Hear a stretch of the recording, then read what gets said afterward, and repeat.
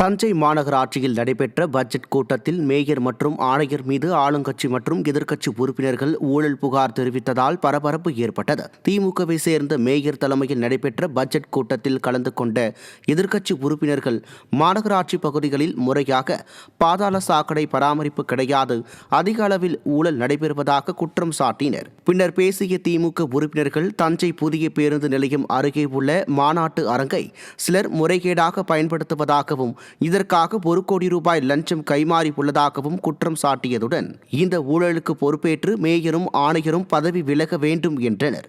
இதனால் அதிர்ச்சியடைந்த மேயர் அனைத்து தீர்மானமும் நிறைவேற்றப்பட்டதாக கூறி கூட்டத்தை அவசரமாக முடித்துக் கொண்டு வெளியேறினார்.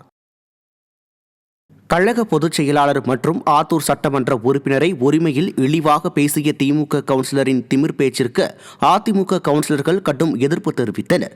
சேலம் மாவட்டம் ஆத்தூர் நகர்மன்ற கூட்டத்தில் திமுக கவுன்சிலர் தங்கவேல் திமிர்த்தனமாக வாய்க்கொழுப்பெடுத்த அதிமுக பொதுச் செயலாளரையும் ஆத்தூர் அதிமுக சட்டமன்ற உறுப்பினர் ஜெயசங்கரனையும் தரைக்குறைவாக பேசினார்.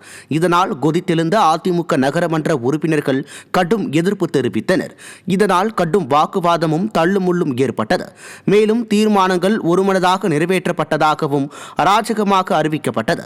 இதற்கு கடும் எதிர்ப்பு தெரிவித்து அதிமுக கவுன்சிலர்கள் தர்ணா போராட்டத்தில் ஈடுபட்ட விடியா திமுக நிர்வாகத்திற்கு கடும் கண்டனத்தை தெரிவித்தனர். ஏற்றுக்கொள்ளப்பட்டதாக பதிவு செய்கிறார்கள். ஒரு சில தீர்மானங்கள் எங்களுக்கு உடன்பாடில்லை, இந்த தீர்மானத்தை எதிர்க்கிறோம், அதற்கு நடைமுறைகளை தெளிவுபடுத்துங்கள், மினிட் நோட்டு கொடுன்னு கேட்டால் கூட இந்த மினிட் நோட்டை பற்றி பேச மாட்டாங்க. ஏன்னா எங்களுக்கு சில தீர்மானங்களில் உடன்பாடு இல்லை. குறிப்பாக பார்த்தீங்கன்னா அந்த கழிவுநீர் சுத்திகரிப்பு ஸ்கீம் ஒன்று போட்டிருக்காங்க, 20 கோடி ரூபாய் பட்ஜெட்டில் பண்ணுறாங்க.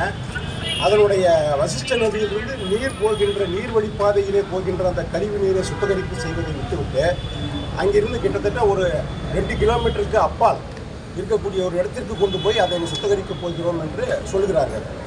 தேவையில்லாத செலவினங்களை ஏன் செய்கிறீர்கள்?